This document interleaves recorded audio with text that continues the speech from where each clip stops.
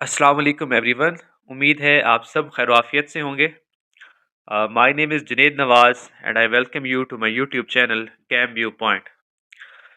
इस वीडियो में हम एलिमेंट्री स्कूल टीचर मेल, ठीक है, फेडरल गवर्नमेंट एजुकेशनल इंस्टीट्यूट्स में जो आज टेस्ट कंडक्ट हुआ है, तो इसकी कंप्लीट डिस्कशन करेंगे।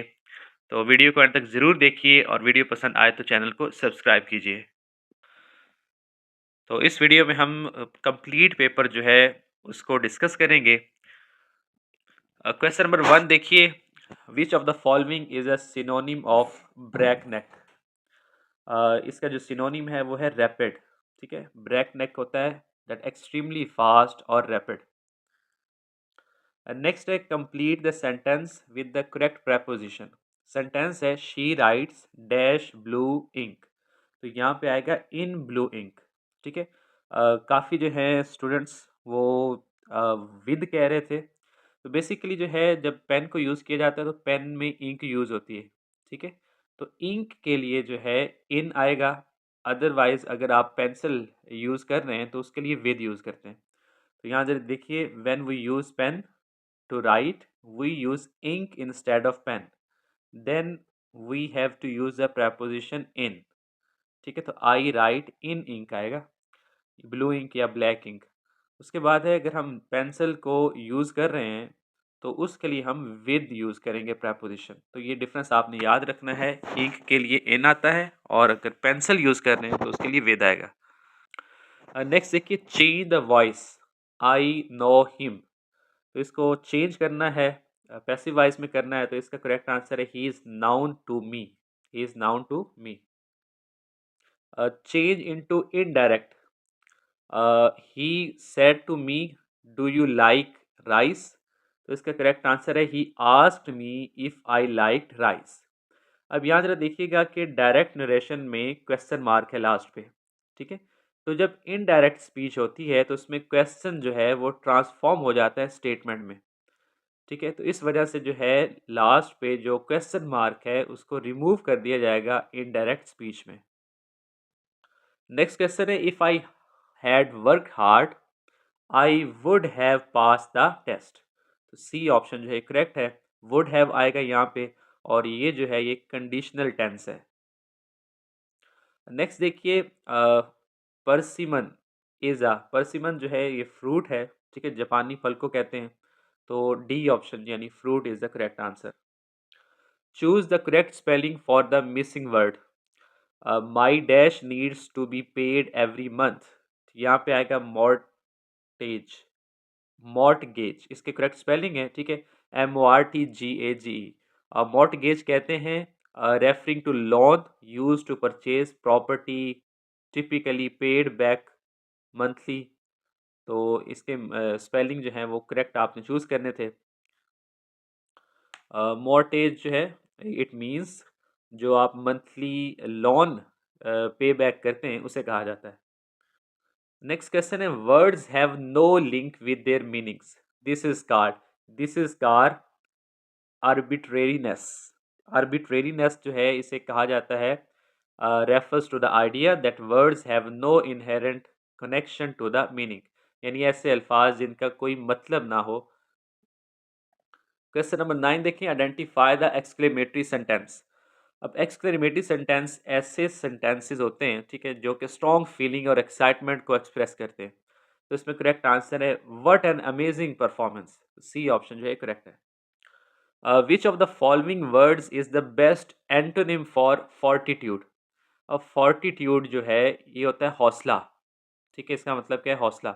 तो इसका जो है एंटोनिम क्या होगा, एंटोनिम है weakness. Weakness is the antonym of fortitude. Next है, life is a continuous changing process is the base of educational philosophy. तो ये कौन सी एजुकेशनल फिलॉसफी है, इट इज प्रोग्रेसिविज्म। ठीक है, ये इसका क्या आएगा, प्रोग्रेसिविज्म कि लाइफ जो है कॉन्टिन्यूस चेंजिंग प्रोसेस है। तो देखिएगा, प्रोग्रेसिविज्म जो है ये एजुकेशनल फिलॉसफी जो कि एम्फसाइज करती है कि लाइफ में कॉन्टिन्यूस चेंज आता रहता है और लाइफ जो है वो अडेप्टेबिलिटी की तरफ जाती है। नेक्स्ट क्वेश्चन देखिए, type of counselling focuses on helping individual explore to understand his thought and feeling. तो इसका करेक्ट आंसर है नॉन डायरेक्टिव। ठीक है।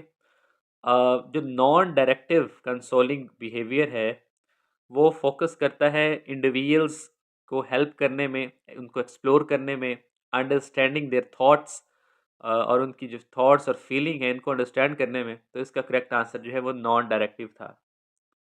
नेक्स्ट क्वेश्चन है, classroom environment will be teacher centred if teacher is. Teacher centred environment तब होता है जब टीचर जो है वो क्या हो, आइडियलिस्ट हो। ठीक है। आइडियलिस्ट जो है इसमें जो है अथॉरिटी रोल होता है टीचर का।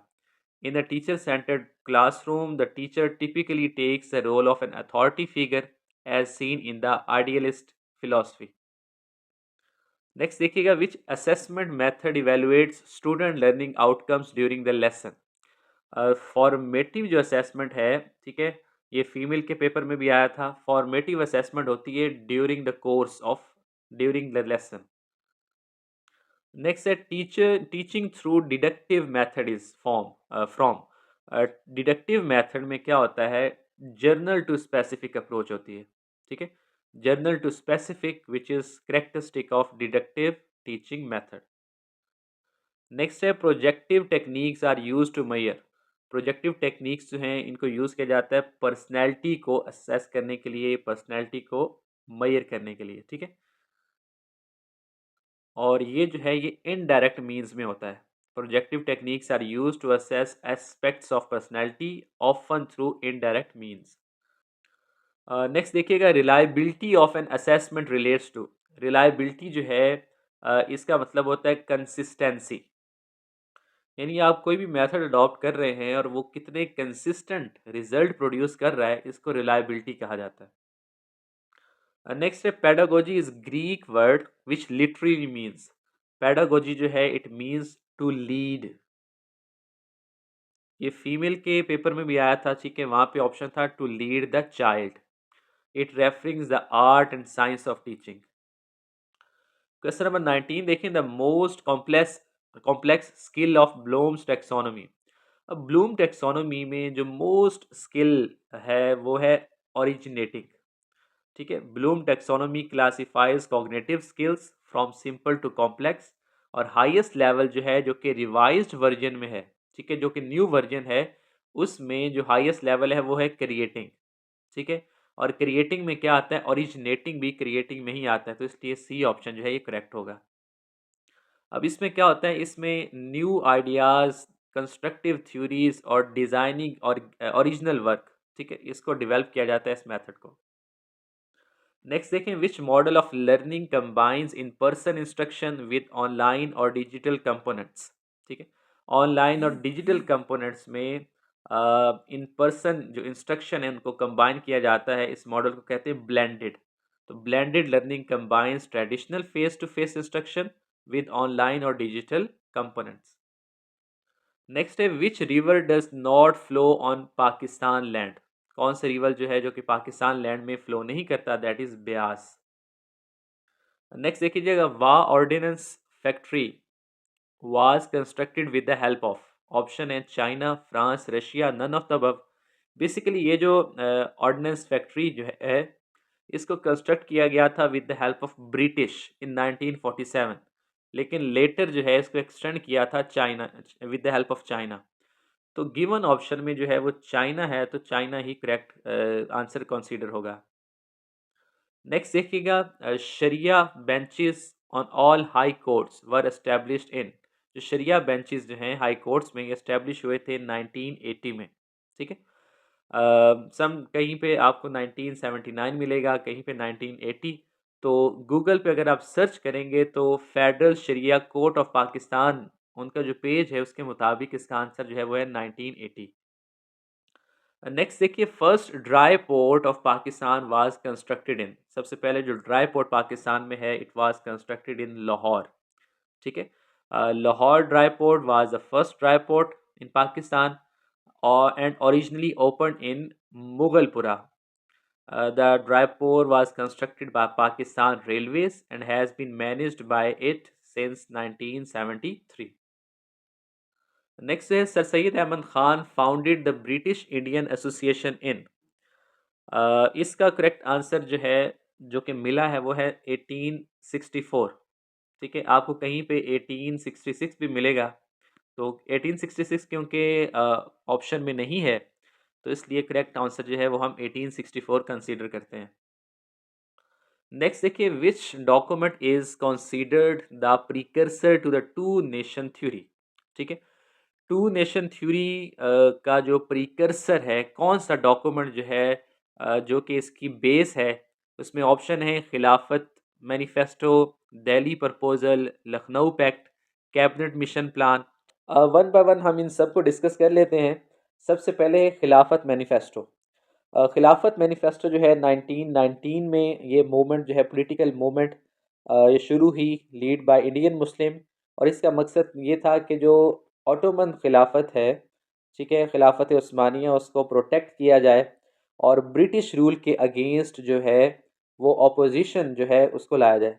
उसके बाद है दिल्ली प्रपोजल। ये 1927 में इस डॉक्यूमेंट जो है ये डिमांड किया था ऑल इंडिया मुस्लिम लीग ने। और इसका मकसद ये था कि मुसलमानों को पॉलिटिकल स्टेटस मिलना चाहिए, एक डिस्टिंक्ट पॉलिटिकल स्टेटस। और it is the foundation of two nation theory as well. उसके बाद है लखनऊ पैक्ट 1916। ये एग्रीमेंट जो है ये इंडिया नेशनल कांग्रेस और ऑल इंडियन मुस्लिम लीग के दरमियान था। और इसका मकसद ये था कि हिंदू और मुस्लिम जो है वो यूनाइट हो के ब्रिटिश जो है में ब्रिटिश जो रूल है उसमें सेल्फ गवर्नेंस डिमांड करेंगे। उसके बाद एक कैबिनेट मिशन प्लान 1946। ये प्रपोजल जो है ये ब्रिटिश गवर्नमेंट की तरफ से था to resolve political tension in India. और जिसके नतीजे में फिर क्या हुआ कि इंडिया और भारत जो है, इंडिया और पाकिस्तान अलग अलग हुए। तो बेसिकली कैबिनेट मिशन प्लान जो है ब्रिटिश गवर्नमेंट की तरफ से था कि इंडिया में जो है पॉलिटिकल टेंशन को कम किया जाए, और यही बाद में फिर जो है सेपरेशन की रीज़न बनी। अच्छा, नेक्स्ट देखिए question, which city is refer to as the Switzerland for the east. Switzerland जो है सवात को कहा जाता है। Swat is often refer to as the Switzerland of the east due to its natural beauty. Next question है, what is the total length of Pakistan international border. तो इसकी total length है 6774 किलोमीटर। नेक्स्ट क्वेश्चन है, due to the 25th amendment in 1973 constitution the number of members of the senate is. 25th amendment के बाद जो senate में seats हैं, members की नंबर ऑफ मेंबर्स वो है 96। ठीक है, पहले जो है वो 100 और या फिर 104 थी। तो बेसिकली जो है फाटा जब केपीके में मर्ज हुआ तो उसके बाद जो है सीट्स जो हैं वो कम हो गई। नेक्स्ट जो क्वेश्चन है, which Indian prime minister visited the Minar Pakistan. तो अटल बिहारी वाजपेयी ने 1999 में विजिट किया था मीनार पाकिस्तान का। नेक्स्ट क्वेश्चन देखिए, what is the phenomena of bending of light around a corner. जो लाइट है उसकी बेंडिंग अराउंड ऑब्स्टिकल और through a slit is called diffraction. इसे कहते हैं डायफ्रैक्शन। जबकि रिफ्लेक्शन क्या होता है कि लाइट का एक मीडियम में वापस टकराने के बाद वापस उसी मीडियम में वापस आ जाना, इट इज़ कॉल्ड रिफ्लेक्शन। ठीक है, और रिफ्रैक्शन क्या होता है कि लाइट एक मीडियम से पास होकर दूसरे मीडियम में एंटर होती है। और डिस्पर्शन में क्या होता है कि लाइट जो है वो स्प्रेड हो जाती है। नेक्स्ट क्वेश्चन है, which type of wave is sound. तो साउंड वेव्स जो हैं basically these are longitudinal waves, क्योंकि इसमें जो पार्टिकल्स होते हैं वो पैरेलल मूव करते हैं to the wave direction. Next है, the SI unit of power is. Power का जो एसआई यूनिट है वो है watt. Which type of reaction involves the exchange of ions. Ions की जो एक्सचेंज है it is double displacement method. या डबल डिस्प्लेसमेंट रिएक्शन के नतीजे में जो साल्ट्स हैं उनके आइन एक्सचेंज होते हैं। नेक्स्ट क्वेश्चन है, which metal is extracted from bauxite. Bauxite basically ore है एल्यूमिनियम की, तो एल्यूमिनियम को एक्सट्रैक्ट किया जाता है बॉक्साइट से।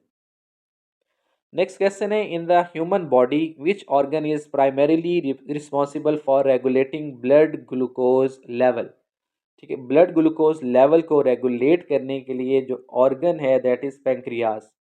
अब पेंक्रियाज क्या करता है, इस शुगर लेवल को मेंटेन रखता है, जिसकी वजह से ब्लड जो है वो भी रेगुलेट रहता है। नेक्स्ट है, which of the following is a viral disease. तो चिकन पॉक्स जो है ये वायरल डिजीज हैं, जबकि malaria, tuberculosis, tetanus, so they belongs to the bacteria और सम अदर फैक्टर्स। तो इसमें वायरल डिजीज जो है वो चिकन पॉक्स ही है, और जिस वायरस की वजह से चिकन पॉक्स होता है उसका नाम है वेरिसीला जोस्टर वायरस। नेक्स्ट देखिएगा, which vitamin is produced by the human body when expose to sunlight. कौन सा वाइटामिन जो है वो बनता है जब आप ह्यूमन बॉडी जो है वो एक्सपोज होती है सनलाइट में, तो that is the vitamin D. Vitamin D is produced in the skin when it is expose to sunlight. Next question है, primary function of large intestine is. Large intestine का जो प्राइमरी फंक्शन है वो है water absorption. ठीक है, water absorb करना और इलेक्ट्रोलाइट्स जो है इनकी कंसंट्रेशन को मेंटेन रखना, ये है प्राइमरी फंक्शन लार्ज इंटेस्टाइन का। नेक्स्ट देखिए, main component of natural gas. Natural gas का मेन कंपोनेंट जो है वो है मीथेन। नेक्स्ट क्वेश्चन देखिए, if you have an average score of X in 5 test and you want to increase your average to y after taking one more test, what score do you need on that test? अब यहाँ देखिएगा कि 5 test में जो average score है वो है x, तो इसका मतलब है 5 टेस्ट का टोटल स्कोर कितना होगा, वो होगा 5x। ठीक है, इसी तरह अगर एक और टेस्ट ऐड किया जाए और उसके बाद जो एवरेज स्कोर है वो हो y। ठीक है, if you want to increase your average to y after taking one more test, अगर एक और टेस्ट अटैम्प्ट करेंगे तो टोटल टेस्ट कितने हो जाएंगे, वो हो जाएंगे 6। ठीक है, कितने होंगे 6, और 6 टेस्ट के बाद जो एवरेज है वो कितनी है y। तो इसके बाद है, इसका मतलब है कि 6 टेस्ट अटैम्प्ट करने के बाद टोटल स्कोर कितना हो जाएगा, वो हो जाएगा 6y। तो अब 6 टेस्ट जो है उसमें कितना स्कोर हमें करना होगा ताकि टोटल जो है एवरेज वो आ जाए y। तो इसका मतलब है टोटल कितना है 6y, इसमें से आप जो है पहले वाला माइनस कर दें 5x, तो बाकी जितना भी स्कोर होगा वो होगा 6 टेस्ट का, लास्ट वाले टेस्ट का, जिसके नतीजे में हमारा एवरेज जो है वो बन जाएगा y। तो इस तरह जो है करेक्ट आंसर जो है वो बनता है बी। नेक्स्ट क्वेश्चन देखिए, a dice is rolled once, what is the probability of getting a number greater than 5, greater than 4। अब डाइस में टोटल जो है वो नंबर्स होते हैं 6, 1 to 6। वो कह रहे हैं कि क्या प्रोबेबिलिटी होगी कि 4 से ज़्यादा नंबर आए। अब 4 से ज़्यादा या तो 5 है या 6 है। ठीक है, 5 और 6, तो इनकी प्रोबेबिलिटी जो है वो कितनी है, वो होगी 2/6, और इसको आप सिंप्लीफाई करें तो आता है 1/3। तो करेक्ट आंसर क्या होगा, C option. How many distinct arrangement can be made from the letters of the word book. अब बुक जो है इसमें 4 लेटर्स हैं, जिसमें ओ जो है वो रिपीट हो रहा है ट्वाइस। तो इसमें टोटल डिस्टिंक्ट अरेंजमेंट फाइंड करने का फॉर्मूला क्या होता है, total factorial divided by factorial of repeated letters. कितने रिपीटेड लेटर हैं, 2 हैं। तो इसको आप सिंप्लीफाई करें तो आंसर क्या आएगा, 4 का फैक्टोरियल होता है 24, और 2 का फैक्टोरियल 2, तो आंसर आ जाएगा 12। तो 12 is the right answer. Next देखिएगा, how far from a wall is a 10 metre long ladder learning leaning against a wall forming a 60 degree angle with it. अब यहाँ पे ज़रा देखिएगा कि एक वॉल है, ठीक है, जो कि एंगल बना रही है 60 डिग्री। एंगल कितना है, 60 डिग्री। अब यहाँ ज़रा देखिएगा, जो लेंथ है लैडर की दैट इज़ 10 मीटर, और हमने क्या फाइंड करना है, तो हमने फाइंड करना है कि ये जो है वॉल से कितने डिस्टेंस पे। तो हम सपोज कर लेते हैं कि ये जो है इसको x कह लेते हैं। ठीक है, यहाँ पे देखिएगा इसको हम x कह रहे हैं। अब यहाँ पे हम फॉर्मूला कौन सा यूज़ करेंगे, कॉस वाला। कॉस 60 डिग्री, 60 डिग्री किसके इक्वल होगा, it is equal to the adjacent side यानी x divided by hypotenuse, x/10 आ जाएगा। तो मैं इसको रेज कर रहा हूँ, इसको यहाँ देखिएगा x/10। अब cos 60 डिग्री होता है 3√2 इज इक्वल टू x, ये 10 इधर जाके मल्टीप्लाई होगा, तो ये आंसर क्या आता है, आंसर आएगा 5 × 3√।